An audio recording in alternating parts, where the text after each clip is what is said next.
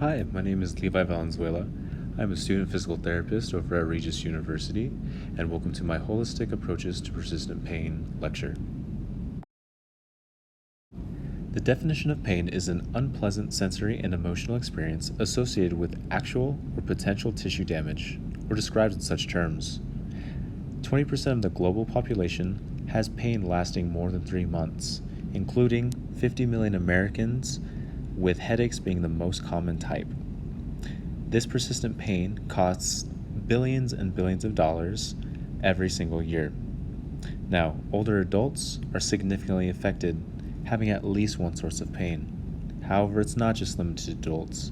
We see that a decent number of children also have persistent pain. And pain will always be a subjective experience.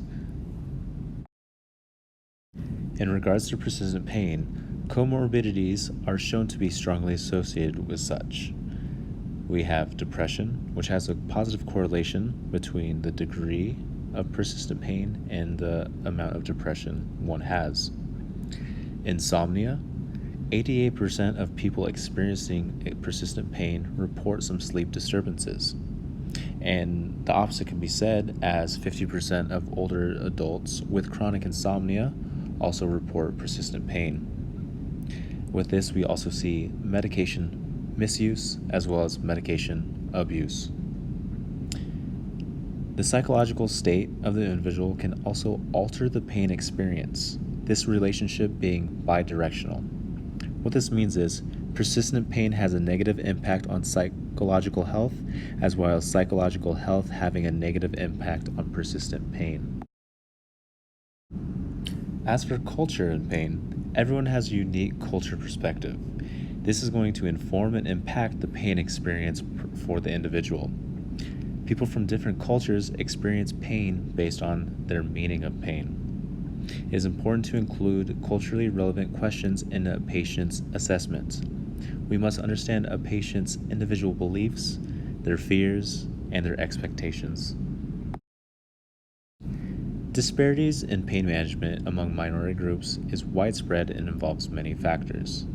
These disparities may range from unintentional gaps in communication between providers and patients, or just outright discrimination due to provider belief systems. The most important variable in under-treatment of pain in minorities may be differences in staff perception of patients' pain intensity. This can be based on myth, lack of empathy, stigma, and again, outright discrimination. Now with trauma is an experience that overwhelms our ability to cope. And there's a great deal of overlapping of neurobiology between trauma experiences and pain processes. And trauma is often overlooked by providers when a patient is seeking pain management. Unfortunately, it is too often that providers attempt to manage trauma and pain in isolation. However, as a healthcare provider working with people who have pain conditions, it is essential to have knowledge of individuals' trauma history. This is especially important since trauma impacts memory and memory processing. Patients may be unable to tell their stories without feeling as though it is happening in the present. Also, there's going to be some genetic vulnerability. Genetic variants can play a role in vulnerability to persistent pain. Evidence for epigenetics in pain continues to build over time, with epigenetics being a set of processes and modifications that impact gene function without altering the initial DNA sequence. Researchers have identified several potentials for further investigation, with well-designed studies being necessary to make strong conclusions.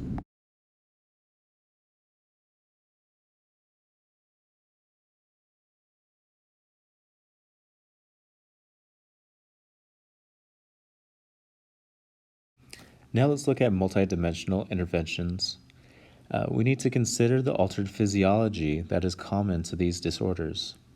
Dysfunctions in the body systems have been documented in people with persistent pain, as well as those with mood disorders.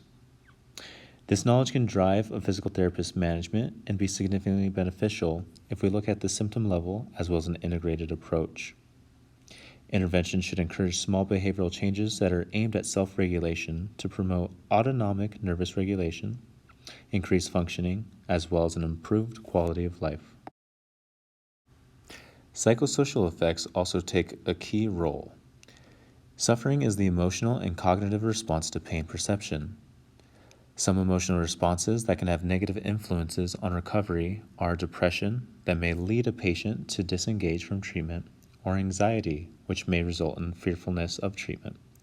Some cognitive responses that can have negative influences on recovery are thoughts as pain is damage, activity should be avoided, and pain is permanent. We also see pain behaviors. This is how the pain experience is communicated. We may see it as activity avoidance, return to work. Are they delayed? Are they early? Is the patient seeking out and or engaging in their treatment? As physical therapists, we are highly skilled in interventions that address physical domains. But how do we address the psychological domains? There's always cognitive behavioral therapy, also known as CBT, relaxation training, mindful meditation, and self-regulation. These will demonstrate to the patient that they are capable of activity participation and can help to reduce feelings of helplessness and negativity. Once in practice, physical therapists are comfortable with teaching cognitive coping strategies. This includes problem solving and goal setting. These demonstrate to the patient they have the know-how to control their emotional and behavioral responses, as well as increase their self-efficacy.